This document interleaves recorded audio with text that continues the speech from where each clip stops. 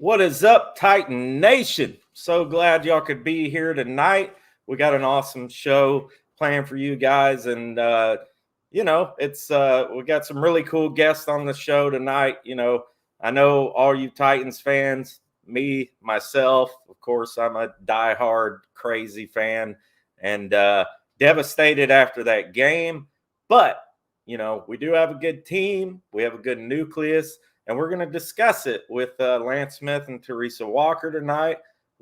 Maybe a little therapy session. I don't know. Just kind of talk about the game. Talk about where the future, what the future holds for the Titans, the organization.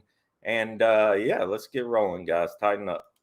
Oh, how y'all doing? This is Jalen Fly, aka the Mountain Mover. Make sure y'all follow my movement. But in the meantime, check us out. I need y'all to like and subscribe because this is Titans Rossi. Oh, let's go.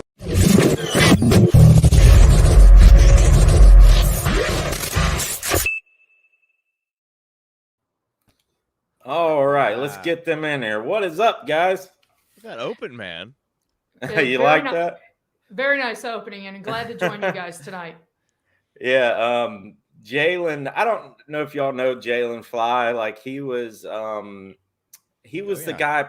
Okay, yeah. Yeah, I know the story. Yeah, the guy outside of the Titans facility.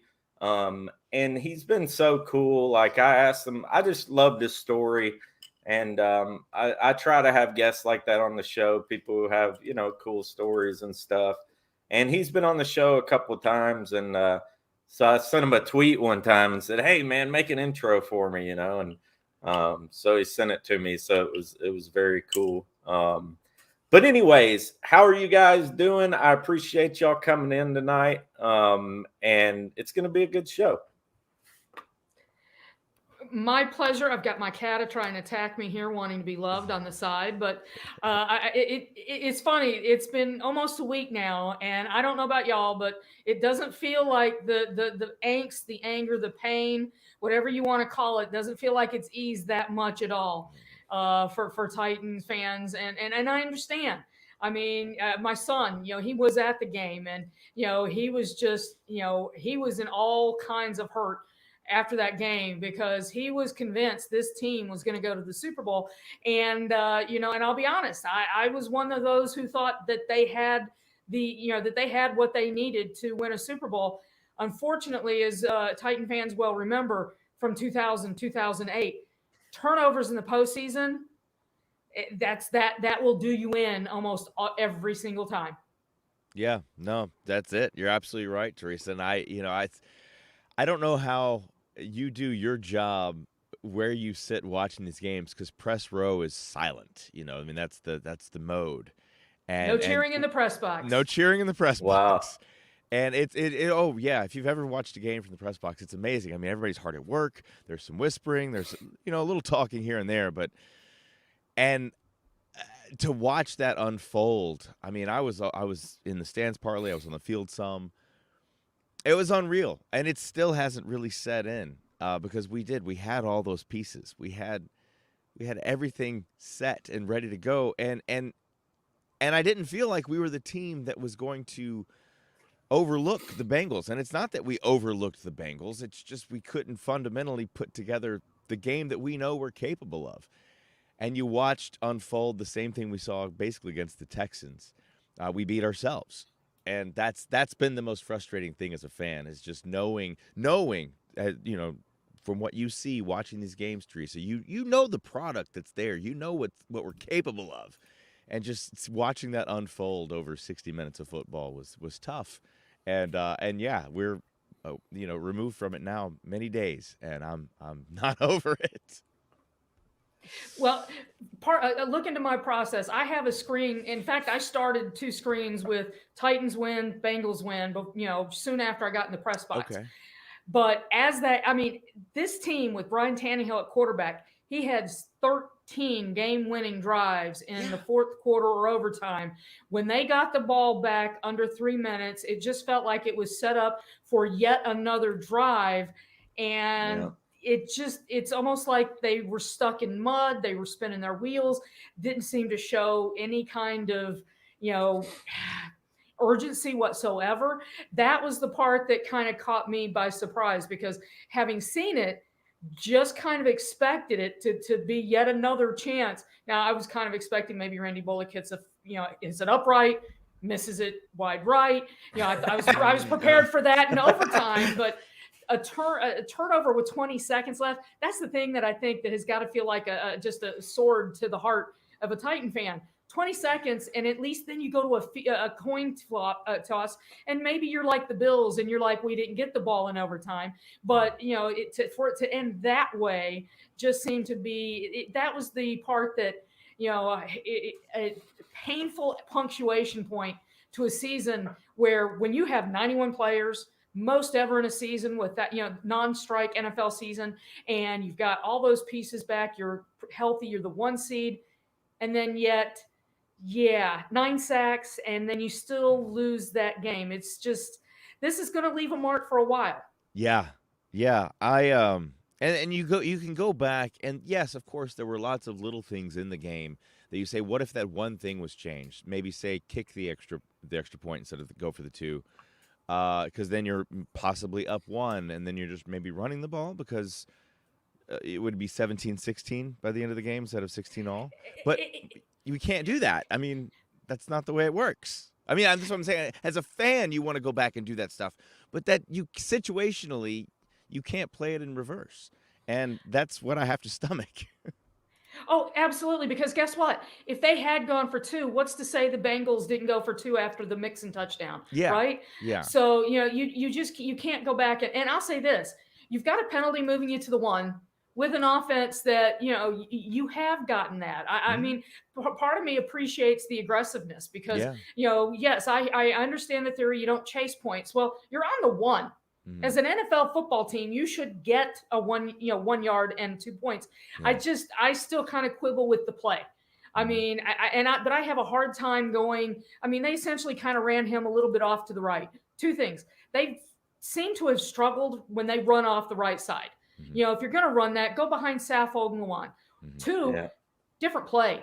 Run Tannehill, fake Henry right, go Tannehill the other way, or, toss the ball to A.J. Brown, Julio Jones, something like that. So a better play call maybe.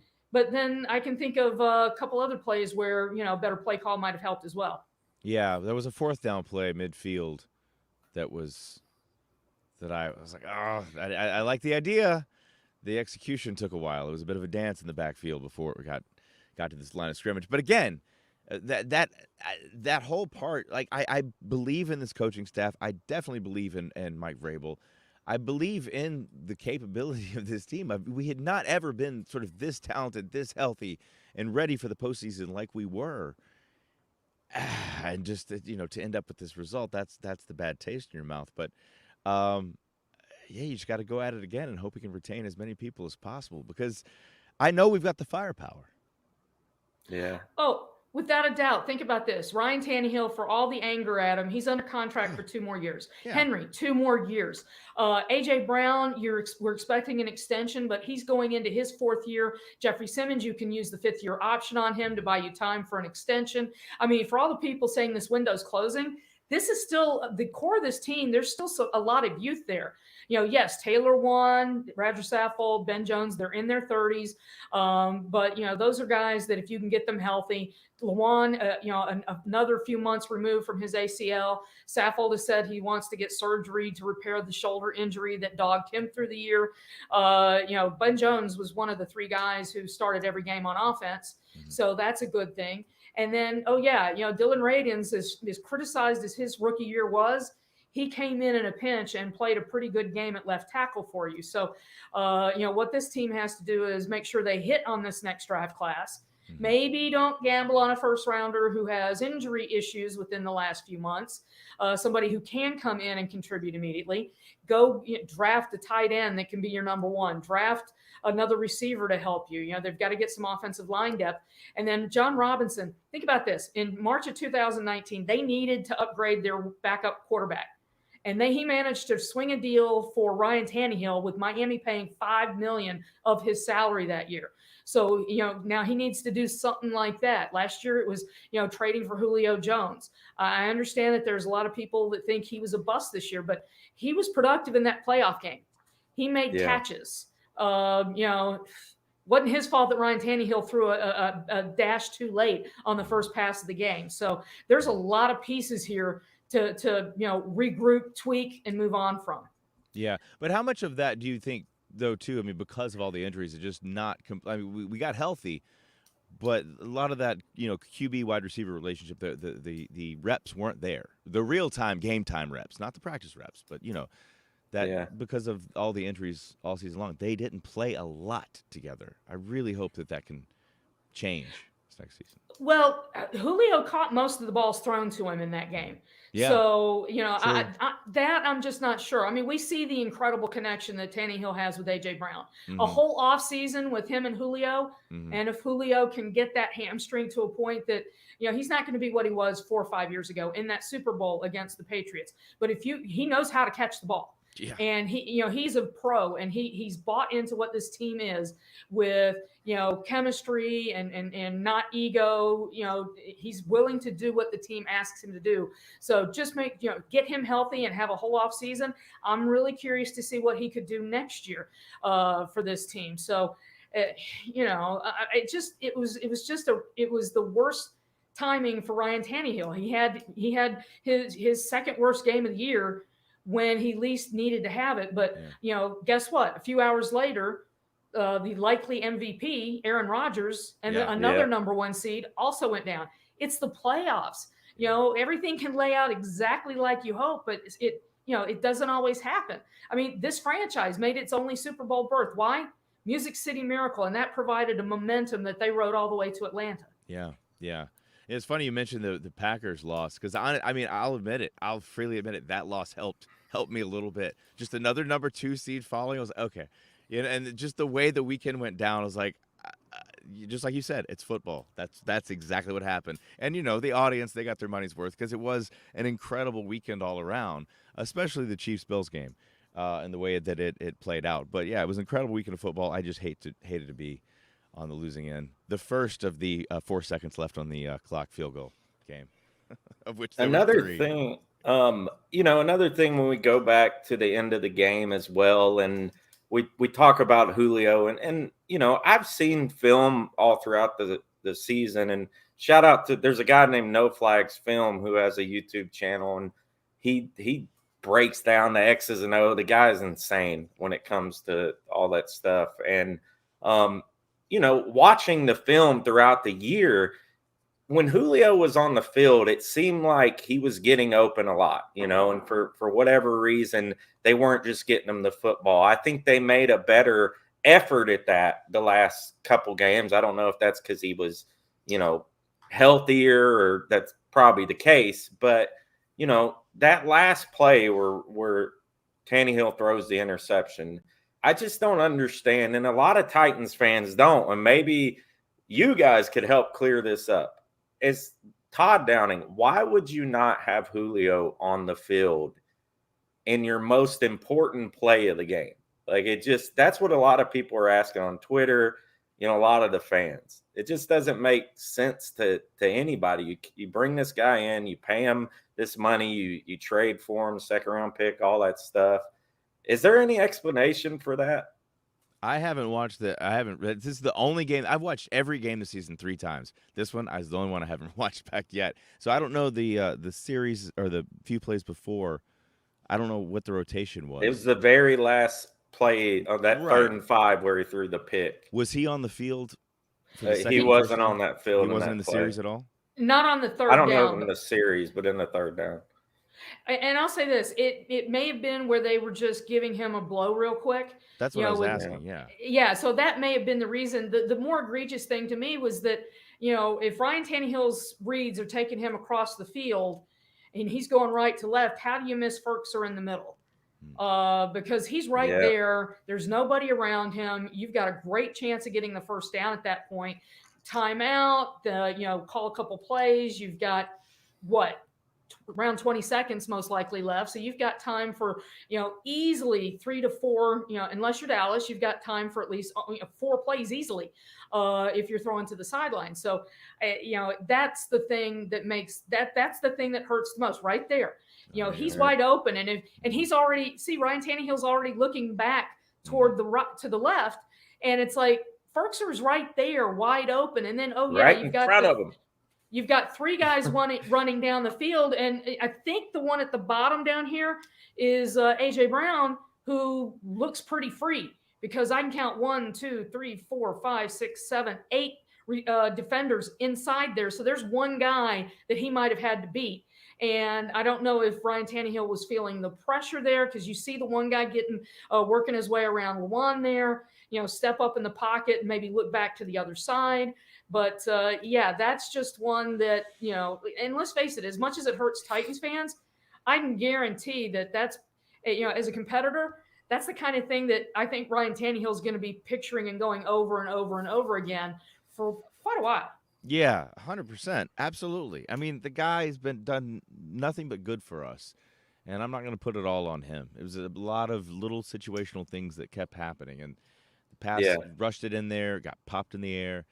I thought the breakdown, I've seen a few plays of the breakdown of the, not the first interception, but I guess the second, where he breaks the route and he comes wide. The defender comes out wide and doesn't shoot straight because they had already run that play, and I'd seen where they had talked about it on the sidelines. They knew it was coming.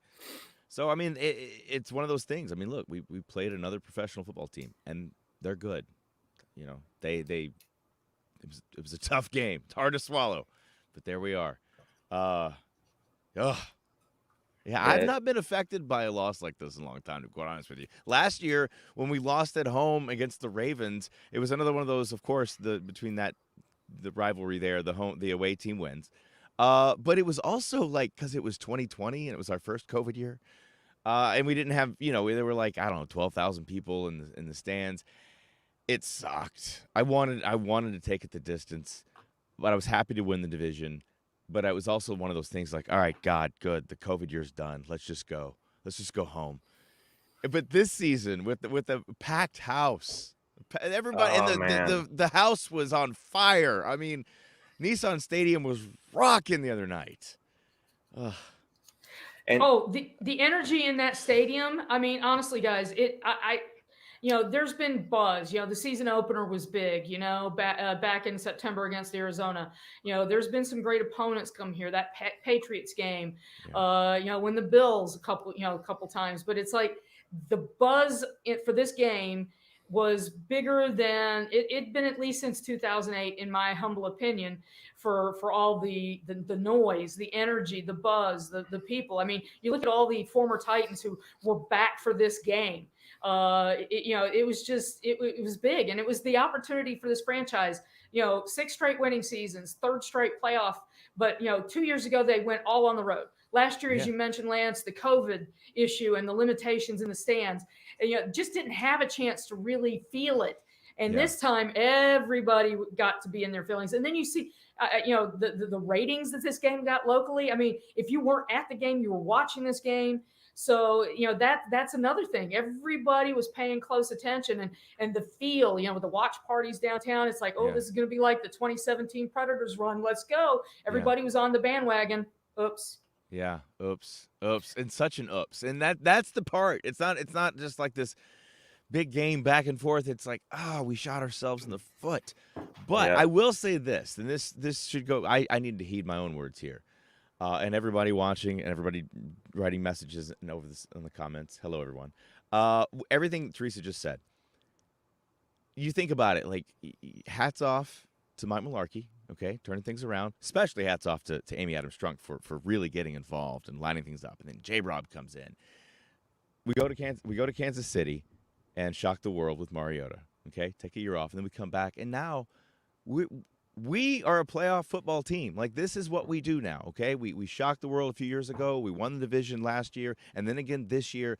And, we've been talking about the core is there. So we are a team that's now about to just constantly be here if we can maintain, in my opinion, this ownership and this coaching staff and our directives and just maintain this sort of focus. Football's going to happen. Wins are going to happen. Losses are going to happen. But it seems like now we have an organization that's here to party for a long time. It's like Pittsburgh hadn't won a Super Bowl in a long damn time, but they're always just in it, It's time for us to be that team that's just always in it. Maybe we don't make it, but we're going to ruin somebody else's party because it's like I'm excited as a fan to see that we've got this much oomph year after year now. And it's not this like, oh, God, I hope we can make the playoffs next year. I expect it to happen.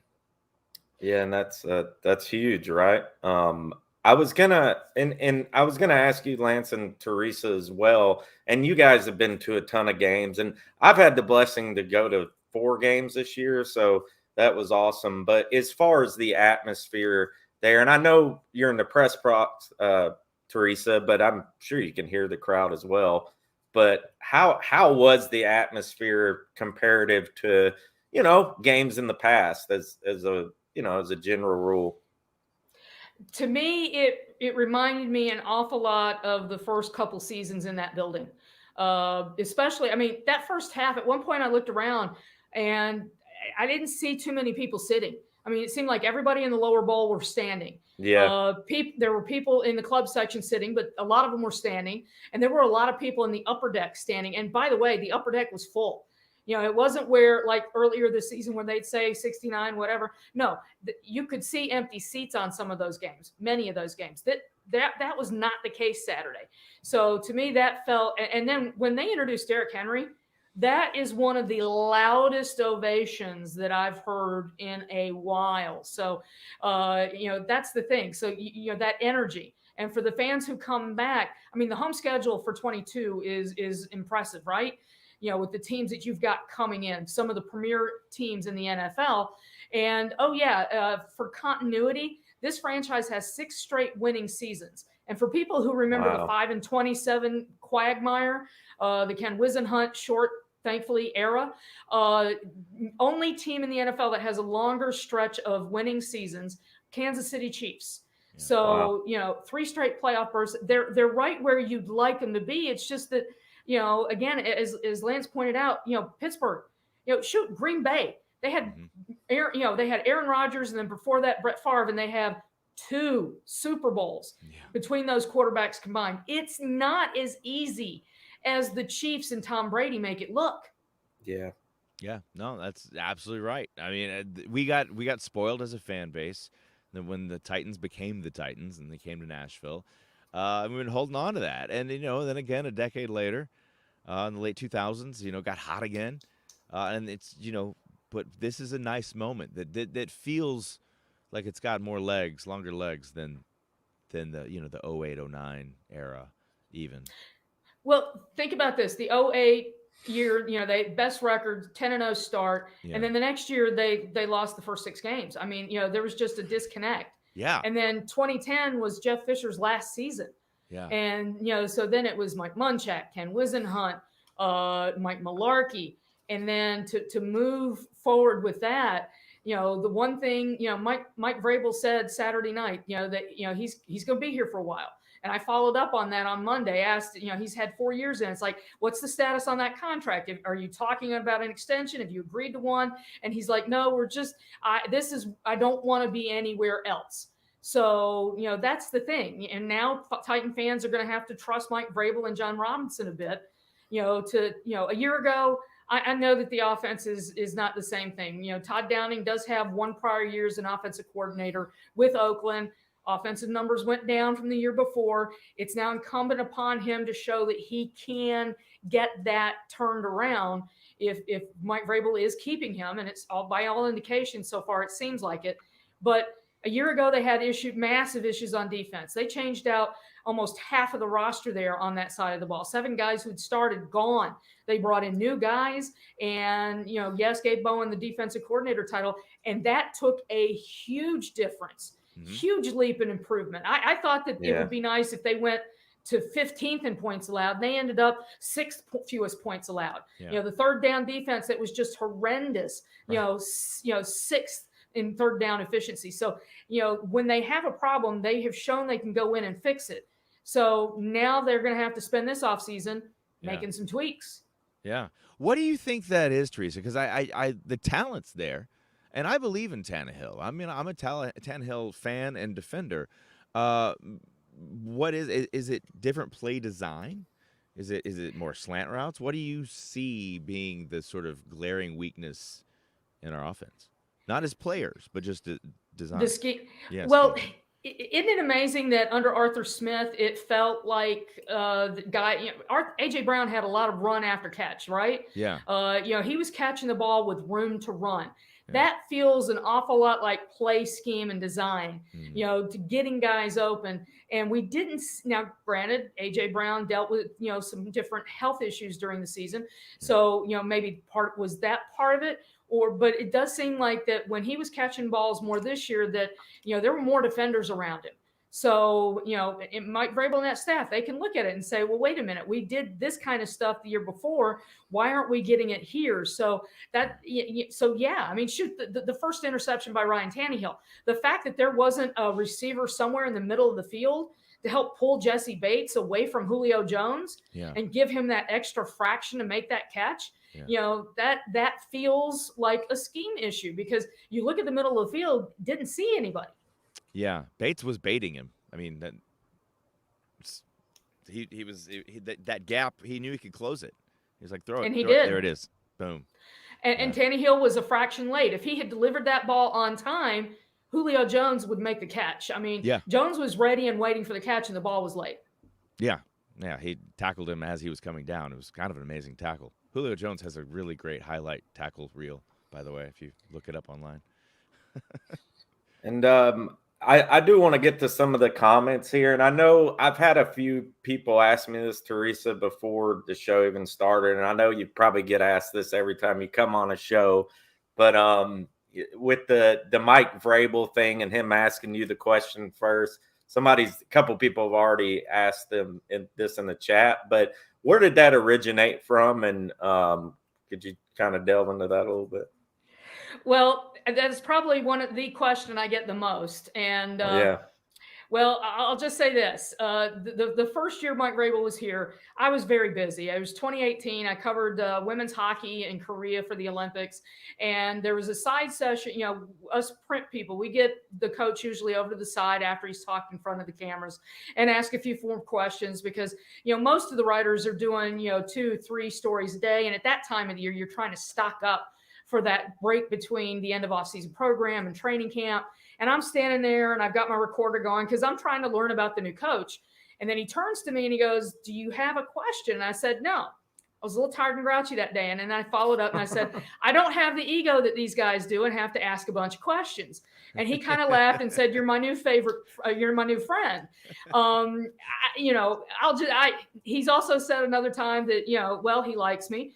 I kind of think that this is for somebody, from Ohio. I think he went to a Jesuit high school. I think it's just manners that, when I'm not around on days where if I'm covering another assignment somewhere else, he usually looks for a woman to give the first question to. So I think that it's just that he's, his mom and daddy raised him right, and he's got good manners. And and I have covered the team since it started. That's amazing. And you've been here that long, huh? Since they started, since the very beginning. Oh yes, wow. I've been with the Associated Press 32 years and counting. And before the team moved here, I was helping cover all the negotiations, the talks. And after the Nashville yes vote to approve the local sales tax issues and all that stuff, it was my story that moved nationally, confirming that they'd done the paperwork and finished the last little step to get that move done. So, and then I met with Jeff Fisher in a room in his office over at Tennessee State, and one of their, they took over a dorm for training camp that first year in '97. So I met and talked with him, and the story behind me up on the wall, that I think that's from that first story that I wrote when the then Tennessee Oilers were setting their roots into the state. Do you mean this Jeff Fisher here? Yes, the new Panthers USFL coach. So Look at that. he's back. That's pretty cool, right? I did have another question in here, and thank you so much in the chat for tuning in. There's been 50 people in here, and I really appreciate it. And this is a $2 super chat. So look there, somebody donated. So Philip Maddox, he said, and this could be for both of you guys. Are we spoiled or have higher expectations now? I go with the latter. Higher expectations. I mean, that's the thing. You've gone from 9 wins to 11 wins to 12 wins, 2-time division champ. Yeah, you expect more. Yeah, absolutely. And there's no reason. I mean, like, I heard so many people say going into this, they didn't want to, they were afraid. They were afraid to get their hopes up because they'd be let down. And look what happened. But so what? Because that's what we've been saying. It's football. You know, you just put your pants on, put your big girl or big boy pants on, and watch the game and get into it and have those high expectations. But you know, we've done. I mean, all we've talked about is this resume that they've put together now with this organization. So have the high expectations and demand it more and more each and every year. I mean, look, 2 years in a row now we've won the AFC South. We're really starting to build something here, and there's no reason we shouldn't win it next year. Guys, I'm a Cubs fan, have been since I was a little kid living in Chicago. Pain, okay? I know Leon Durham blowing a ball down the first base line in 84 against the Padres. Will Clark out-slugging Mark Grace in 89. I still can rationalize that, 89, because if the Cubs were in the World Series instead of the Giants fans would have been on the highways at the time of the earthquake. And so that was a God thing. Why the Cubs didn't advance. And then, Bartman, hello, enough said. Right. So I was there in 2016. So it's one of those things that you deal with the pain, you live through it, but then you get to a point where, when it does happen, there's nothing better. Yeah. And yes, Sin City Titan, I am a tortured sports fan. And I tell you, it's the one fandom I hold on to. And I think it helps keep me centered and understand what people are going through. Sure. But Major League Baseball ever comes to Nashville, that will be gone, and I will quit being a fan of the Cubs. Wow, that's strong words. Heard it here first. Paycheck over fandom. Right. Very well played. That's strong words for a Cubs fan. I did want to add to this, though. I think that, and I can't speak for anybody else but myself, but just speaking as a fan, and other fans may feel this way. There's this whole thing of like, why doesn't the national media talk about us? Why doesn't the national media talk about us? And we want them to talk about us. And it's just, we want this respect. And the thing about it is we got to get one. And the problem is like, until we get that one, we can be as proud and boastful as we want to be, but we want that outside. And even if it's not just the media, it's just the outside voices to feel like, oh yeah, the Titans, dude, watch out for them. And I think we got a lot more of that this year. Now, unfortunately, it ended the way it did with the Bengals, but we were perfect on prime time this season, and we shut them down left and right. And I think that's what we want. And so it's, yes, we have high expectations, but we really just want a chance to be feared a little bit, not just respected, but feared in the NFL. And that's what winning a Super Bowl will give you. The Cubs at least had a legacy, if long time with nothing, but there was that thing there. And the Titans, for a lot of other people outside of our market, maybe they don't respect us because they still don't remember that there were no Titans in the 90s and the 80s and the 70s and on that. So it's about building something and creating a legacy with the name. And I think that's what we're looking for. And we just got to have that one Super Bowl. Just that one right now. Well, that's the thing. You mentioned Titans outside of the Tennessee area. Most people are going to think Music City Miracle. That was 23 years ago. Yeah. So, now for national respect, Ryan Tannehill was the AP NFL Comeback Player of the Year for the 2019 season. Derrick Henry was the Offensive Player of the Year. For 2020. And so, that's the thing. It's just not having him on the field, AJ Brown missing some key games. They missed a chance for some of those plays that, if you watch the Grizzlies at all, John Morant is given a highlight every game.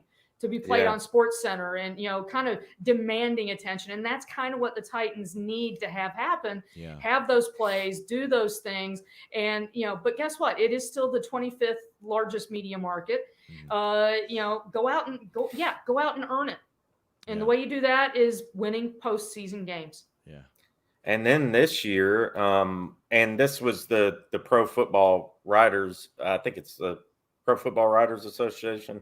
They just named Vrabel Coach of the Year. Yes. So, I mean, like you were talking about, comeback player of the year, offensive player of the year. And now, I mean, I would say the one at the awards show, is that the AP Coach of the Year? Yes, and that's the thing. We have an agreement with the NFL. So the NFL honors 2 weeks from tonight. I'll be helping cover the red carpet and then talking to the award winners after, during the show. And it'll be on Thursday night in prime time. So tune in. I don't know the voting totals for the awards, but the AP NFL Coach of the Year award will be announced that night. So, I mean, Vrabel put together a heck of a resume. So, can he win that one as well? Tune in and see. But, he has a heck of a resume this year. I honestly, I don't see why he shouldn't. You know what I mean? I know you got Green Bay and Matt LaFleur, and there was in the Taylor from the Bengals and all that. But I just feel like, with what Vrabel did this year, the 91 dress players, that it's phenomenal, really, what he did. And it's amazing. And I was saying this during the season to a lot of my friends, and shout out to my friend Titan Upload. He's got a YouTube as well. We're all part of this network here. But I was saying to him all through the season, this is incredible. I mean, we shouldn't have this many wins with all the injuries that we have. We shouldn't be playing like this, and maybe I was wrong. Maybe we should because of the team we had, but it's just, it's really incredible. In hindsight, what they did this year, I'm super proud of them as a fan, super proud of the team, the way they battled from injuries. I mean, plugging guys in there that were literally sitting on the couch few weeks prior. It was just it was unbelievable to me. So I think we got a lot to look forward to in the future. Hey, Teresa, I'm curious on the Coach of the Year thing. Are the votes already? Do you vote at the end of the season, or is your postseason play sort of part of that? End of the season, through the season. So same as with the All-Pro team, which came out a couple weeks ago. So, Kevin Byard was an first team All-Pro. Yeah. And for AP style, we only recognize the first team. You're an All-Pro or that's it. Now, Jeffrey Simmons' bio will list him as a second team All-Pro. And he tied, I think, with Chris Jones of Kansas City with 10 votes. So for the people upset, the way this defense played, if they can repeat this performance next year, they will get their attention. Okay. Yeah. It's just, sometimes it takes a minute to break through like Cam Hayward, some people are kind of used to voting for the same folks. So, but those votes are due. It's a 50-member panel. It's not AP writers, so I don't have a vote. It's a media panel that includes some national folks to vote, like Shireen Williams. She's a former past PFWA president. She is one of those voters. So, those votes are probably tallied. I mean, they do have to get the trophies engraved, et cetera. But, my editor in New York knows the winners. He's not told me. Wow. That's a tough one. Somebody I do want to get through to in the chat, and they've been huge supporters of my channel this entire season. I met them at the Bucks game, the preseason game, and the Kinseys. This is Mason Kinsey's mom, and she's been massive supporters of this channel, the Titan Upload Network. They sent me this picture back here signed of him. I got to meet him at a game. So shout out to them. But yeah, she's giving you a comment there, but she says Vrabel hates fluff or answering anything more than once. He respects Teresa. She asked pertinent questions. So there you go from Miss Kinsey there. Thank you, Miss Janet. Yeah, they're really awesome people, and they signed him to a future contract, so he will be a Titan as of the start of training camp next year. He was exciting, man. He got He everybody talking in was. camp. We saw him hit the field a little, but yeah. Yeah, he's quick and fast. A lot of people wanted him to play. They were a lot of fans. He was kind of a fan favorite. They put him in the game. Let's try him out. And he made it in one game. He kind of had that weird punt. It took a kind of a bad hop on the ground and stuff like that. He didn't get in the offense much, but I'm really thinking next season with y'all might think otherwise. I don't think Chester Rogers is going to be back. And they're, I don't know, maybe Kinsey will get a shot in the slot there, in place of Rogers. And what do you guys think about this draft coming up? I had somebody ask me just to I know it's really early, but I did want to ask this to you guys. And I told him you would. He's a good friend of mine. And I don't know if y'all know who this is, but he's a wide receiver from Arkansas, Traylon Burks. And I looked him up. I didn't know much about him because I'm not a huge college fan. But anyways, what do you see? Do you see us taking a wide receiver in that first round? You think that's a possibility, or we go tight end or something of that nature? Ooh, that's a good question. Here's the thing. They're picking at 26th, and I need to double check, but I don't think they have a second round pick because of the Julio Jones trade. Being at 26, maybe John Robinson, trades back to get into the second round, maybe get 2 second rounders or something like that to try to help make up for that situation. But, the one good thing is, I don't think you can go offensive line in the first round again, but hopefully it's a healthy player. I'll just say this. But, the biggest needs right now are tight end, an extra receiver, offensive lineman, because right now your defense is looking pretty good. You've got youth in the secondary. You've got your inside linebackers with Long and Zach Cunningham. You're set there for the next year or two. And then the defensive line looks good. So your biggest needs are going to be on offense. So if it's wide receiver, I don't have a problem with that. Just, after the last 2 seasons, make sure it's somebody who can play immediately and is healthy. Yeah, I honestly, I'm all pro football. Pro football is the only sport that I really get into. College football, I watch the big games, but I don't follow it. I respect those guys, but I watch ESPN. I'm like, ooh, who is this? And then I go do my research. I know some guys. Obviously the big names, they're hard to miss. But I just wait and see. It's like Christmas, unwrapping new toys.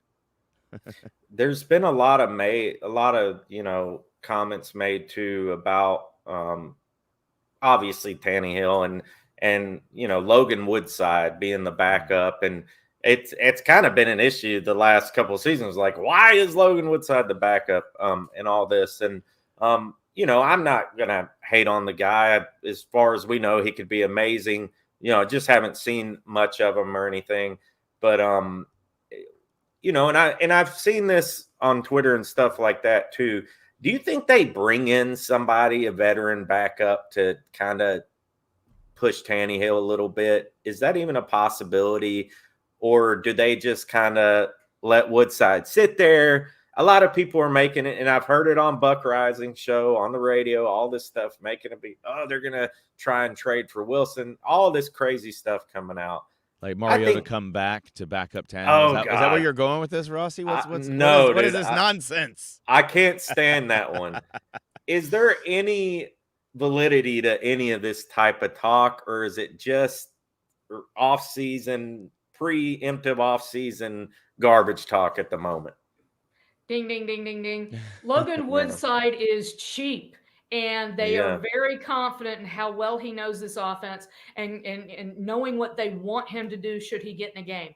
So those two factors, massive. And, we've talked about, this team is currently above the cap. They're going to have to do some restructuring and maybe cut somebody to create some more space to have a chance to keep a Harold Landry and do some of the things they might want to do. He's cheap. And have you looked at the cap numbers that Russell Wilson has? And he's 34. Yeah. Tannehill turns 34 this year. You would be swapping an egg for an egg. As great as Russell Wilson has looked, Was his year this great this last season either? I mean, I'm just saying. Yeah. Yeah. Yeah, I mean, Logan earned his spot, and he does. He knows the offense, and I testament to Tannehill. He's healthy, stay upright. You don't need to see him. I get it though. I've heard that talk too. Of like, but what if he goes down when everything's in Logan Woodside's hands? Well, I mean, you got to trust the team, trust the staff. Honestly, I mean, if you get a name in there. Let's say you do get a name in there, somebody, and anybody that's that we've Aaron known. Rodgers. Aaron Rodgers. Oh my God. Okay, not No. that name, but No, that's not happening. You get a recognizable name that's within the numbers. But then what? Then you've got half your fan base you clamoring for just give him a shot. The minute that Tannehill throws one interception, I like this. I like this setup as it is right now as a fan. I don't want the whole QB controversy, and I don't think Tannehill needs to be pushed. At 34, there's no pushing him. He is what he is, and he ain't what he ain't. And he's going to give you. I mean, the dude's a gamer. I'm a fan. I'll shut up. Well, remember when they made the trade? What did we hear? Oh, he's banged up. He's injury prone. How is he different from Mariota? Guys, he has not missed a start since he was moved into the starting lineup. So to me, he's answered that part of the equation. And you're right. They brought him in to push Mariota, who was in his, he needed to be pushed. Yeah. He was the starter, for some of that time because of his draft status. But, they did that because the previous game, he couldn't play because he was hurt. And they had to go to Blaine Gabbert. So that's why they made the trade, and that's why they upgraded. But right now, the backup situation is where you save some money because you have to spend money elsewhere. Yeah, and he got smashed this year. I mean, all the sacks he took, and he would just get right back up, and it was some of those hits. I was like, golly, man. I mean, how is this guy doing this, and he's been super durable ever since he's took a snap with us. Yeah. So, I mean, guys like that are hard to find, man. I mean, those hits, they add up, and he's very durable. Very durable. And what did Mike Vrabel say first when asked about Ryan Tannehill the other day? Elite toughness. Yeah. That cannot be overlooked because he stabilized a quarterback position that had been just a ridiculously revolving door carousel. Let's not forget Gabbert, Castle, Mariota, the Met show. Jake Locker, who literally quit at the end of his first NFL contract. So, yeah. And there you have it right there from JD and J-Rob we trust. So I thank you guys for coming on. We'll start wrapping it up. I really appreciated it. Like I told y'all before the show, it means a lot to me. It means a lot to the people in the chat. I follow you, Teresa. I read your stuff. I read your news articles as well, not just the Titans stuff. And it's awesome to have you on the show. And Lance, I've been watching your show for a while. You getting us hype at the stadium and all that stuff. And so I really appreciate you guys coming on. Yeah, man. It's good talking to y'all. Yeah. Pleasure to join you guys tonight, Lance and Titans Rossi. A lot of fun. And for everybody in the chat, I've had you up, so I've been reading your comments. So for those who've said nice things, thank you. And no, I'm not interested in being the OC. I saw that. There you go. I can write about football, and I know what I'm looking at, but the whole scheming thing, I'm not that good at geometry. Man, I would be terrible at it. I would be terrible. Everybody, everybody's an OC, right? When we're watching the game, what did he do that? And why did they call that play on 3rd and 1 shotgun with Tanny and all this? Man, it's got to be tough to call there with live bullets flying. I did want to ask you, Teresa, because you're so good at what you do. You're a great writer. You're a great reporter. Is your job easier or more difficult, or is it to I guess get through? Everyone's got a voice. Everyone's got a platform. There's a whole lot of this. How does that affect your job? Well, first, thank you very much. I appreciate those kind words. It helps to tune things out, So I do radio and I appear, on stuff like this whenever I can, when it fits my schedule. But it helps that I work for the AP because, I have to, as soon as the game's over, I have to be punching a button, sending it to New York. On game day, I'm writing a story as soon as the game ends, it's out. So I'm writing through the game. Within an hour, hour and a half, the second version of that has to be out. Then I have to do what we call a breakout story. So, my game day can be 9 to 10 hours long on most days. It was closer to 10 or 11 on Saturday last week. But, it's just, I'm luckily enough, I'm focusing on what's happening. I can use my experience, stats, facts, and things to help form what's going on. But let's put it this way. I have been around long enough. It makes it easier to tune out some of the voices because I know who I should probably listen to and when I need to listen. And then I know who I probably am good without. I'll just say that. All right. I was That's just awesome. curious. I mean, because it's just like there's a lot of chatter, but I guess that's you really stand out because cream of the crop right here. So yeah, I was just curious. I marvel at y'all's jobs. All I do is I'm a pom poms and a mic man. And one more thing I did want to ask you, Teresa, before we wrap it up. But you were talking about the press conference, and I didn't know that. Like you're supposed to be really quiet or in the press room or whatever, press box, press row. It's a rule for writers associations that there's it's no cheering in the press box. Somebody actually wrote a book, No Cheering in the Press Box. So now I will say this. There's times when there's plays, when Derrick Henry breaks free for a 76-yarder or whatever, it's like you might go, "Ooh," or "Oh, he's gone." I mean, and there's some feats that you just can't help but go, "Ooh." But because you're focused on doing your job. Yeah. And I'll say this: I've learned more this year that I'd rather be at the game than watching on TV because the delay that comes on TV drives me insane because I'm on Twitter and I can see, ooh, interception, ooh, touchdown. And it's like, dadgummit, I don't want to wait for that. I know, catch up. So another reason why I'm going to be so glad to be in LA on February 13th. So please follow me on Twitter, Teresa M. Walker. I may not tweet as much during the game because I'll be writing our latest and filing updates throughout the first 3 quarters. So, but I'll definitely be tweeting on the Super Bowl a lot the next 2 weeks. And Titan fans, I get it. If you want to, please feel free to mute me for the next 2 weeks. I understand. And you're going to be at the Super Bowl watching it there? Oh, yes. I fly in on the morning of February 10th, covered the NFL honors that night. They'll have cool. Both teams will be having availabilities in LA on that Friday. And then, Sunday, go time. Can you have a +2 and me and Lance? I wish, trust me. You probably wouldn't pick us. My son has already asked, and I've had to tell him no. And he actually works over at Trevecca Nazarene. So he graduated with a journalism degree, and I had to tell him no as well. Oh, wow. That's tough. That's tough cool one. He's doing that, though. That is cool. So anyways, thank you guys so much for coming on. We'll close it up here. And again, much respect to both of y'all. And shout out to the chat, man. They've been on fire. It's just bing, bing, bing. Sorry I haven't been able to get to a lot of your comments, but I see you. I appreciate you. And, y'all have been awesome. So, yeah, we're going to wrap it up. As we say here, tighten up that like button.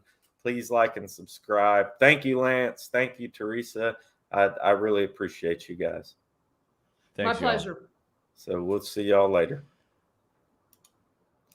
So that is Teresa Walker, Lance Smith. Such awesome people. I do appreciate you guys in the chat. And we'll go a little longer here. Go a few more minutes to get y'all to get some of your comments in. I really do appreciate y'all. Y'all have been awesome today. The guests were amazing. It's so cool. Kind of the first time I've had some pretty big guests on, so it's been pretty awesome. And I'll get to some of your comments we'll go for another, to an hour and kind of wrap up the show here. Carrie, my husband and I have a rule to stay off Twitter during away games and we're watching on TV. I should do that. I should definitely do that because I'm very bad sometimes. I let my emotions get the best of me and I whip out that phone and I tweet something stupid and then I regret it, but I don't want to take the tweet off the screen because I'm like, I already said it. And then if I, it's all that stuff. So, but it is what it is, man. I'm a diehard fan and that's just how it goes with me. What you see is what you get. And I'll just say whatever's on my mind. Raul says, great show, guys.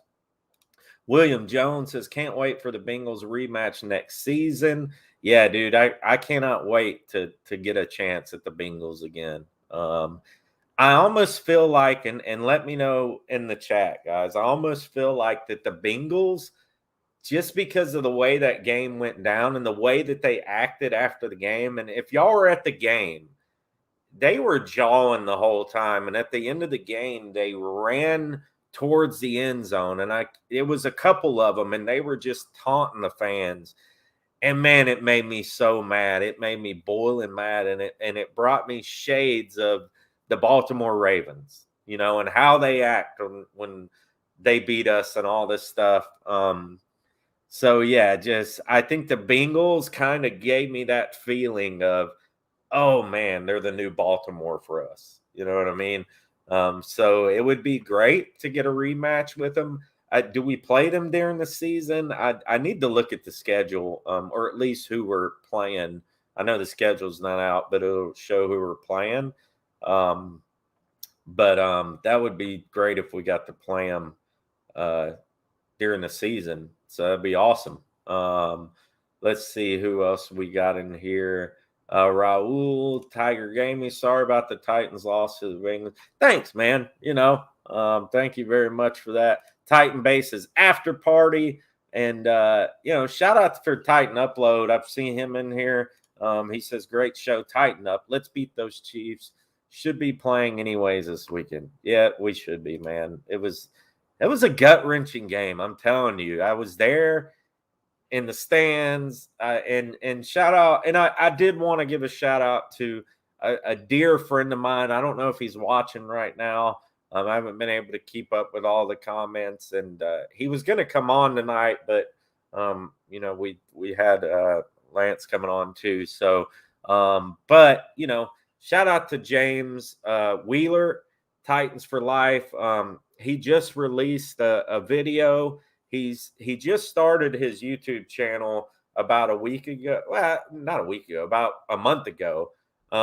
He's kind of blown up a little bit. He's got about 300 subscribers. He had a video that hit about 8,000 views. The dude's super knowledgeable, and he released a video this week. And this is, he released it out to the public. So this is, I'm allowed to release this out. But his house burnt down literally right before the divisional game. And he hooked me up with a ticket to the game. He also hooked me up with a ticket to the Arizona game, first game of the season. I think it was the Arizona game. I might be wrong on that. But it was one of the games earlier on in the season. And, man, from the bottom of my heart, from the bottom of the Titan Upload Network, man, we're praying for you. We're praying for your family. Literally, the guy's house completely burnt down. He released a video today kind of explaining that, but he doesn't have any of his computers, doesn't have any of his cameras, nothing. He's borrowing a friend's computer. So if you would, guys, in the chat, please go to his page, Titans for Life. Just type in Titans for Life on YouTube, and his channel should pop up. Give him a subscribe. Give him a follow. Show him that, you do support him. The guy's got he's super knowledgeable when it comes to football. He's super charismatic and has a great channel. So much love to you and your family and many blessings. But I had to get that in there. So we'll get to some more of your comments here. Titan Upload said no Ravens. Shane Loki says, I'm with you, Sin City. And shout out to Sin City for his support, his unwavering support of the channel and the Titan Upload Network and all that. T-Town, let's see. Eric Ash says, what's up, Titan Rossi? Great to see you. Great show. Josh says, I hate the Bengals, but I hate the Chiefs more. Definitely true. I do not want to see the Chiefs go to the Super Bowl. I just don't want to see it. But at the same time, like, it's kind of like I want the Bengals to get completely just obliterated because of what they've come out in Twitter and stuff. It's unbelievable. Like, you're not used to players doing this, but what's his name? Quentin Spain. And I can't repeat it on air here because, we don't curse on this channel, but, man, what Quentin Spain did was unbelievable. The tweet that he put out there. I don't know if you guys saw it, but it was unbelievable what he had said about Jeffrey Simmons after getting sacked 9 times. Your team maybe you played okay, but you were part of a team. You were part of an offensive line that let your quarterback get smashed 9 times. Tying an NFL record in the playoffs. So how could you even begin to, that's just ignorant. And then there was another player, and I was going to try and get it for the show and post it on the screen. There was another player that posted something too about the Titans were scared. Come on, man. The defense smashed you guys. Yes, they gave up some plays in the passing game. But, for the most part, the defense smashed them. That's embarrassing to get sacked 9 times. But yeah, it was just ridiculous. Raul Garcia's no more RPOs. Please next year remove that from playbook. I agree. I'm not sure I'm going to watch Super Bowl if KC wins again. Man, I don't know if I can either. I just don't know what it is. Maybe Mahomes is great. Don't get me wrong. He's a great quarterback. You got to give the respect to him for his ability to extend plays, his little sidearm throws and all that stuff. And, he's a great player, but it's just something about the Chiefs I just don't like. I don't want the Bengals to win. I don't want the Chiefs to win. I don't know. I'm at a loss right now. You know what I mean? I would rather see the 49ers just win it all. Honestly, like, I'm one of those guys, I guess, because I'm a Titans fan, the whole Cinderella team, the underdogs, because we're always underdogs. I kind of want San Francisco to go in there and win it and just pull off the kind of underdog story. I don't want the Rams to win it. Definitely don't want the Rams to win it. And let's get to the bracket. Let me know what you guys think, who you want to win, who you think's going to win. So here's the bracket, and I'll show you guys my original bracket after this. You probably know who I had winning the Super Bowl, of course. But let me show you. Here's the regular bracket as it stands now. Let me know in the chat who you guys think is going to win the Super Bowl. Or who you think is going to get to the Super Bowl, win the Super Bowl. Unfortunately, I think the Chiefs are going to get there. But, I think the Rams are going to pull it off this year. I think the Rams are going to win the Super Bowl. And this is my original picks. You could see here. It was the Rams and the Titans. So I got 2 out of those 4, the final 4 right. So, I get a little props. I got 2 out of the 4 right, but I see the Rams winning it. And here's the bracket again. But who do you guys think is going to pull off the Super Bowl this year? Get there, who's going to pull it off as well as far as the win? I just think the Rams are going to do it. I think they bought all in. I think they're just now coming together, and I think the Rams are going to do it. I don't want the Rams to do it. Believe me, I don't want the Rams to win at all. Please don't win. But, I wouldn't mind seeing the 49ers, pull up the upset. Sin City Titan says, let's get a GoFundMe for this guy. For me, for James. Yeah. You know what? We should. I think he's okay as far as insurance is taking care of his family and everything. So that's good. So, I know, as far as that goes, I think he's okay. But, he's going through a lot emotionally. So, him and his family. So, prayers would be accepted for sure for him, for James and his family. If you haven't heard, James Titans for Life, his house was burnt down and stuff. And he went to the game with me. Like, even after that happened, we both went to the game, and he was still into the game. So I got to give it to that, man. A true Titan fan right there. A true Titan fan whose house just burnt down, but still went to the game. He said, I am not going to miss this game. And his wife and son were going to go to the game. And then his son got COVID, and it was like, golly, man. But, so that's a true Titans fan right there. Your house burns down and you still go to the freaking game because you want to see King Henry. And then they lay an egg like that. Like, unbelievable, man. Unbelievable that they laid an egg like that. It's just crazy. Titans Time Podcast. What's up, my friend? And shout out to you as well. Tyler from Titan Times Podcast. Go follow them. They're amazing. They've been around for a good while now. They put out a great podcast, great YouTube. So go check out that. Susan says, saw that online. Awful that happened. And it says, prayers, dude, that sucks. I don't know if he could watch tonight, but if he is, I'm with you, brother. Apple was talking crap on Twitter too. Eli Apple, dude, he's just schmuck. Eli Apple he's not that good. He happened to make a good play, but whatever. Let's see. Jay Tyra says, if KC makes it to the Super Bowl, Mahomes 4 years as a starter, 3 Super Bowls. Aaron Rodgers 14 years as 1 Super Bowl. Yeah, man. I mean, Mahomes he's got that swagger. I mean, he's just got that.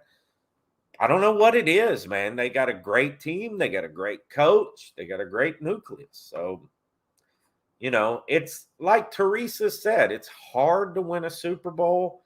It's not as easy as the Chiefs make it look.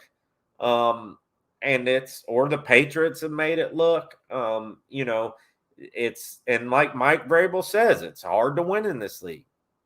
It is. It's hard to win in this league. The 12 wins we had this year was the most wins we've had since 2008. Think about that.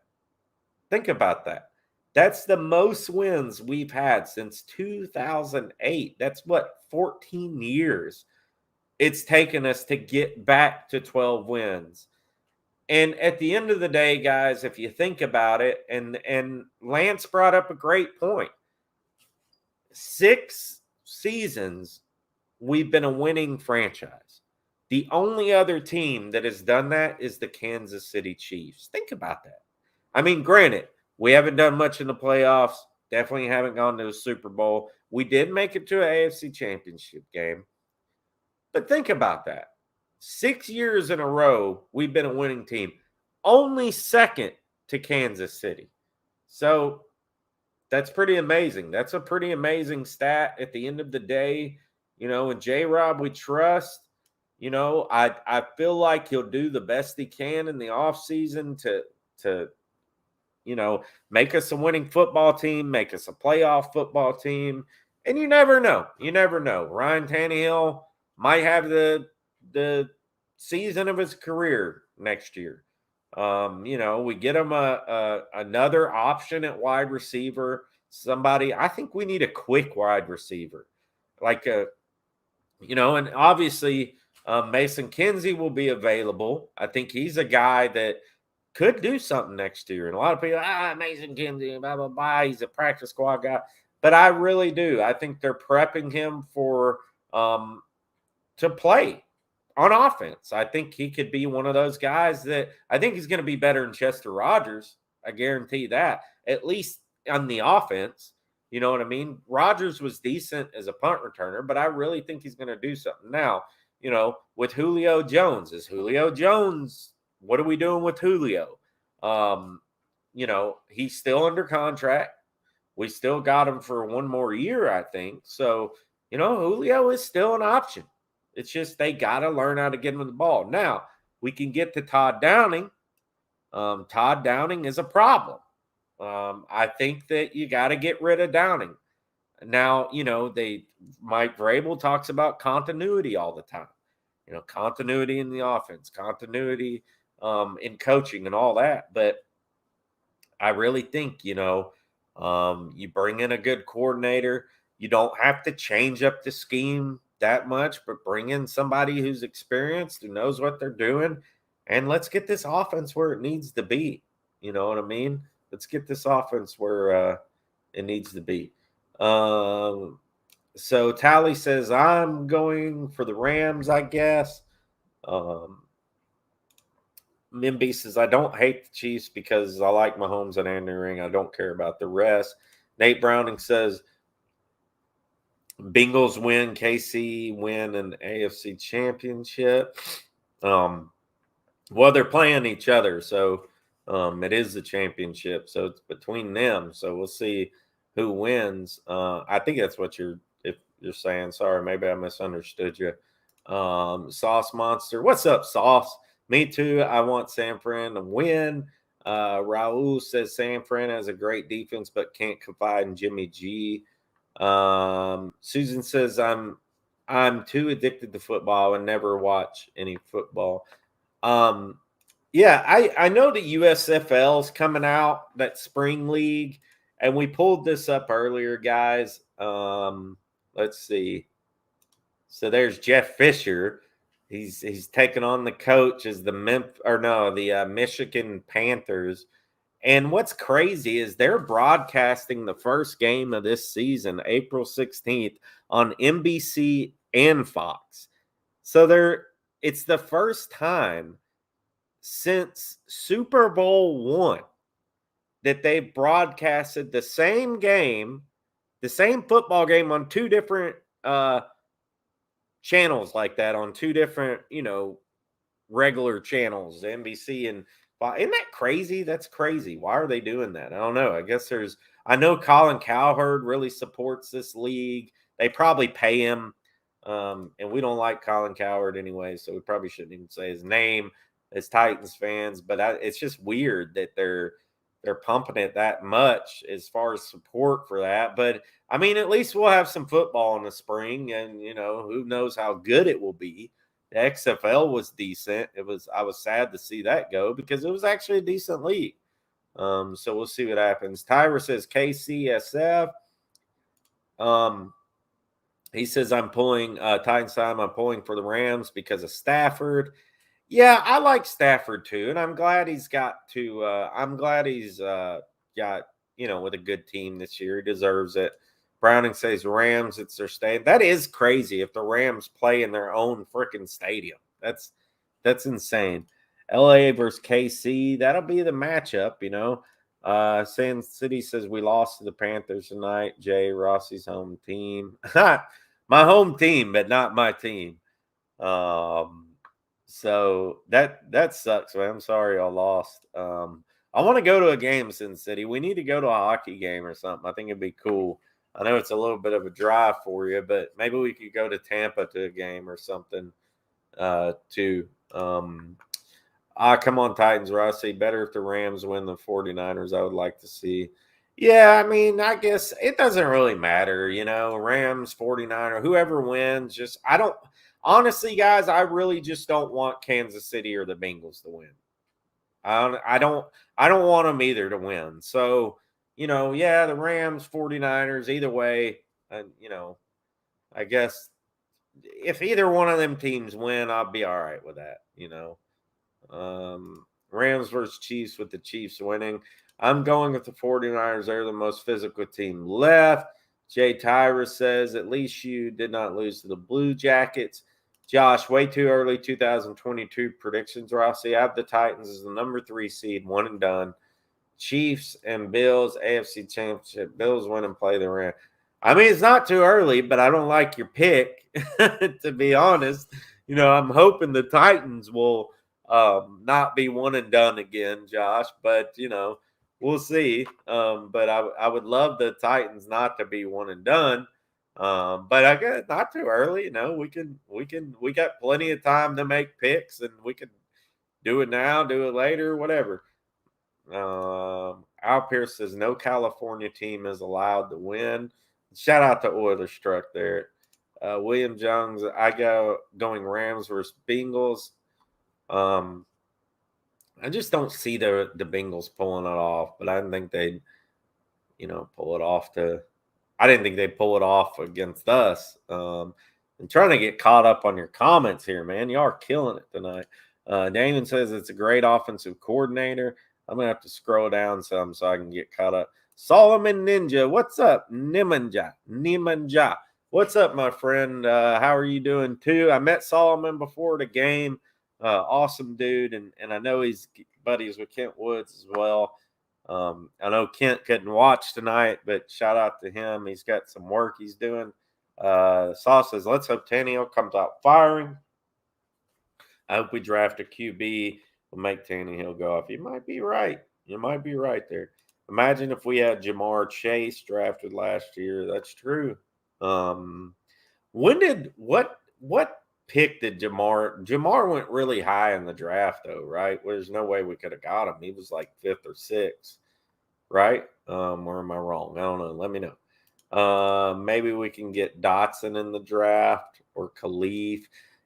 I got to do a lot of digging into the draft this year because I don't know a lot of the players this year. I didn't watch a lot of the college this year, and I need to dig into that. And I'm sure we'll have a lot of draft shows and, top 10 at each position, blah, blah, blah, and all that stuff. And I know the Titan Upload Network will try and get Draft Brian on the show and try and get, his expert takes.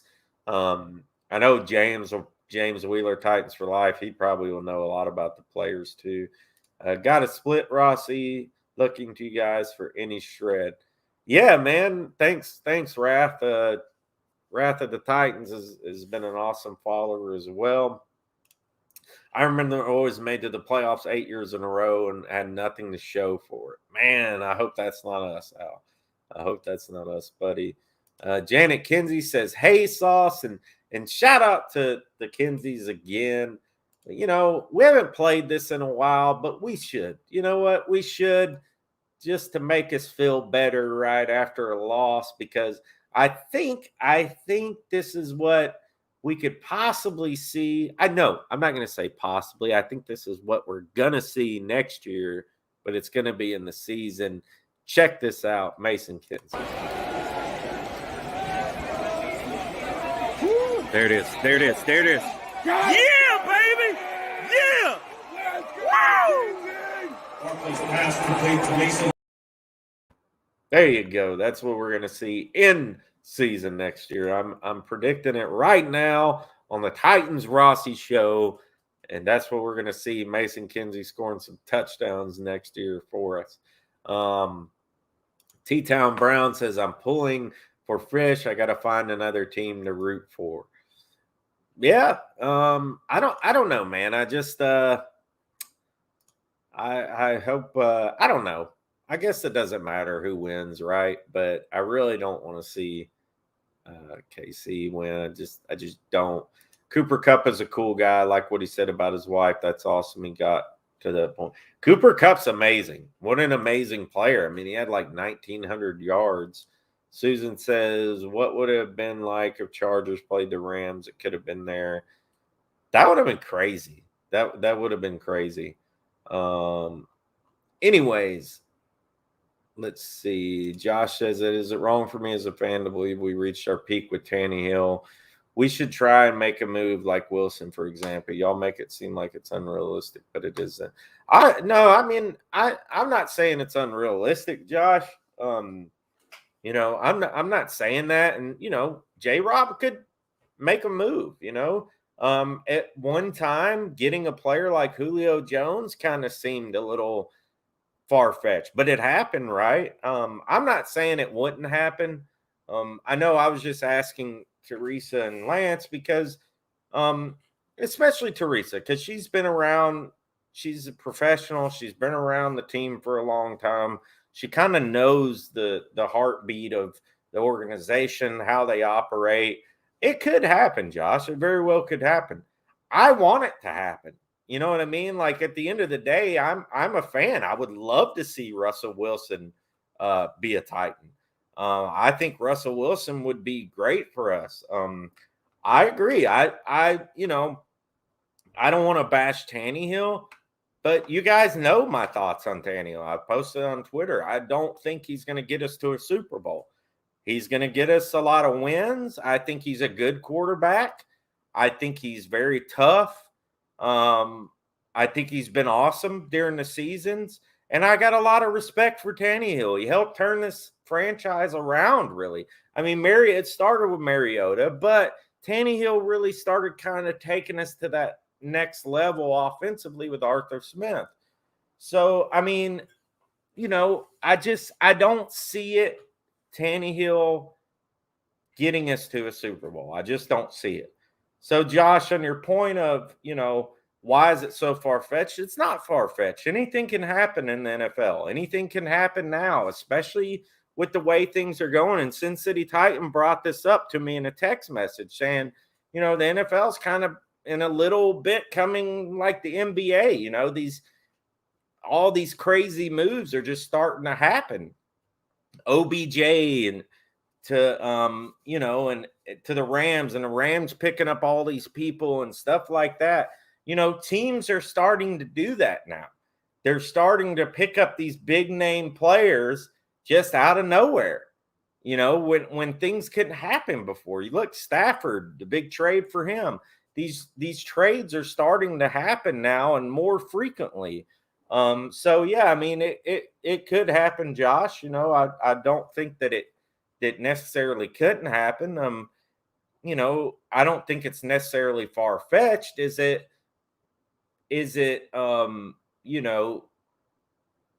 not likely to happen? Probably, but as a Titans fan, as a diehard fan, of course, I would love to see Russell Wilson back there running around throwing bombs to A.J. Brown and Julio Jones. And I guarantee you Russell Wilson would utilize Julio Jones. Guarantee it. But, we'll see what happens, man. You never know. Yeah, Aaron Rodgers and Devontae heading to Denver. Probably so. Honestly, I don't really like Aaron Rodgers. I like him as a quarterback. He's great on the field. I don't care for the guy's attitude, really. I don't know, man. Maybe it's just I've watched him a lot this season. I can't like his press conferences, and he's just I'm Aaron Rodgers and blah blah blah. Like, I don't know. I just don't care much for his like attitude, but he is a great player. Don't get me wrong. Aaron Rodgers is amazing. He's MVP of the league. He's incredible. I would rather have Russell Wilson, to be honest. If it was between Russell Wilson and Aaron Rodgers, I think I'd rather have Wilson. Call me crazy. I just think he would fit better in this offense. I don't know. Maybe not. Maybe I'm wrong. Anyways, guys, I'm gonna start wrapping it up. Thank you guys so much for tuning in. You guys have absolutely rocked this show, and I really appreciate it. I really appreciate it, guys. Y'all been amazing tonight. And like I said, your support through the whole season means a lot to me and the Titan Upload Network. And we got some things coming up, guys. We got some things in the works. I've been talking to Upload, talked to him today. We got some things that we're prepping for the future that we're thinking about doing. Don't know if it's going to happen or not, but we do got some things going on behind the scenes, and we're always trying to improve this network. We're always trying to improve our channels individually, collectively, and your support means a lot to to us for real. It really does. You guys absolutely rock. We'll get to couple more of your comments, then we'll get out of here. When is King Henry coming on? That's a good question. That would be amazing if King. Could you imagine if we could get King Henry on this channel? That would be unbelievable if King Henry could, if just, I don't know. You never know. You never know what could happen. Anything could happen in this life, right? But that would be incredible if King Henry just got on this channel one day. Man, it would blow up like crazy. He says, "Oh no, imagine we actually got Wilson, got the Super Bowl 1 yard line. We would still have Todd Downing calling a pass play and Derrick Henry, Russell Wilson throws." I don't think so, man. I think Russell would be a little more creative with it myself. Henry will be beast mode if the offseason works out. Ducky, what's up, Ducky? He says Tannehill's an okay QB. Titan for life. What happened to Houston 7-7? He shows up. He shows up in some of the Titan upload shows. I think he actually gave a super chat. And thank y'all for the super chats today. We had a couple super chats. Those are enabled now. So we are monetized now, and that has all to do with you guys. You helped us get us over 1K. That was my goal. Like, as I got going towards the end of the season, I was like, man, let's get the 1K, Towards the beginning of the season, I was thinking maybe 400 or 500 subscribers, and then this train kept rolling, and it was like boom, boom, boom, boom, boom, subscribers. I thank you all very much for that. But yeah, super chats are available now and all that, and it goes directly back into the channel. Trying to save up to get a new camera. I know this camera is pretty good. Some of these lights I got, man, are pretty crappy and broken. So trying to get some new lights and stuff. And so, yeah, I do appreciate anything you guys do donate. I don't buy, Titans tickets or nothing with it. I put it back into the channel here. Sin City says we're going to get Gesicki. I would love to get Mike Gesicki from the Dolphins. I really like Gesicki a lot. Aren't we getting Dalton Schultz? I would love to have Dalton Schultz as well. Schultz is awesome. I think I had it from Dallas. Yeah. Ferk and Pruitt are gone. I would love to get Schultz. I think he would be awesome. Josh says Schultz and Gesicki will be money. Yeah. Do you mean there'll be a lot of money, or they will be like money? They will be awesome. But yeah, they probably will cost. They're probably going to get decent contracts. We buying kayaks with the super chats, Rossi. Ha, totally kidding inside you. Yeah, man, we could buy some kayak. No, I'm kidding. I really hope Farley comes back good. I hope so too, Sauce. I think he will. He'll get another shot. He'll give us another shot. Dolphins aren't giving us any more players. Tennessee Titans Weekly. What's up, my friends? Thanks for tuning in. We had Teresa Walker and Lance Smith on here earlier. And I wasn't planning on going this long tonight. But yeah. So thank you guys for showing up. Much love to you and you guys this season. So y'all go check out Titans Weekly. Hawk and Jock, they're awesome. So check those guys out. They rock. So I'm going to wrap it up, guys. We've gone an hour and a half. We've got an hour and a half tonight. A lot of shout outs to Titans Weekly. But yeah, we've gone about an hour and a half tonight. And you guys have been amazing. This show's been awesome. Teresa and Lance was awesome. It flowed super good, and they were incredible. So big shout out to them. Hopefully we'll get them on the show again soon. Teresa's going to be doing all the Super Bowl coverage and all that stuff. I'm sure we could get Lance back on soon as well. Super cool dude. Super nice guy. So shout out to both of them as well, and much appreciation. So we're going to get out of here, guys. We've almost hit the hour and a half mark. I'm going to get something to eat. I'm very hungry. So I appreciate you guys tuning in. incredible crowd as always. You guys absolutely rock. So we're gonna have all the off-season shows, all the rumor shows, all the crazy rumor shows, the draft shows, any little hint of anything that I get as far as tips or from my sources, we're going to talk about it. You know what I mean? We are not going to stop on this channel.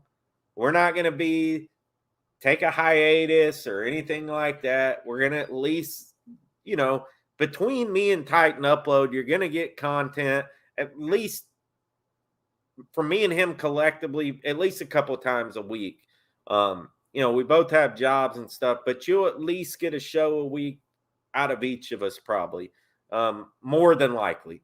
I release, little videos here and there all throughout the week as well. So I'm releasing at least a couple videos a week. But you're going to get at least one live show from me a week, maybe two, a couple recorded videos and stuff like that. But we're gonna talk about everything.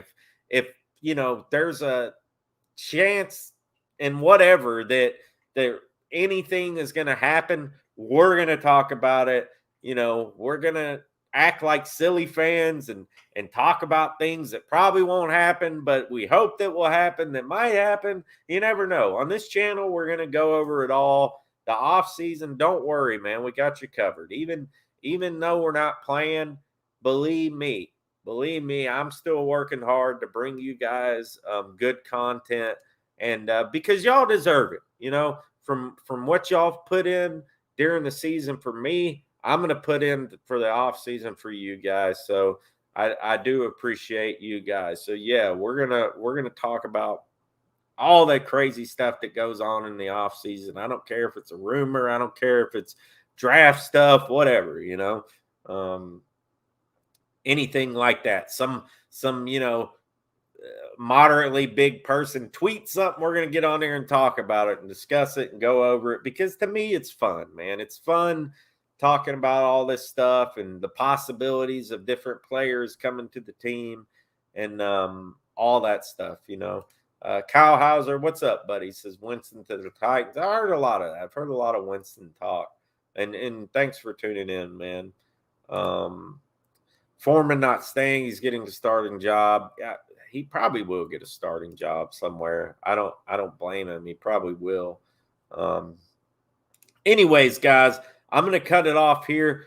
Thank you guys so much. Tighten up. Stay tuned for more content. James, Titans for Life, will be on probably next week. Maybe we'll do a live show tomorrow night. I don't know. I got to talk to him. Maybe we'll do one tomorrow night, but we'll definitely have one probably Tuesday night. So stay tuned for that. Titan Upload's probably got something going on this week too in his channel. So stay tuned for that as well. And remember, here at the Titan Upload Network, we say tighten up that like button. Let's go. We're gonna keep it rolling this offseason. Doesn't matter to me. Titans football, no football. Let's do it. Tighten up. See y'all later.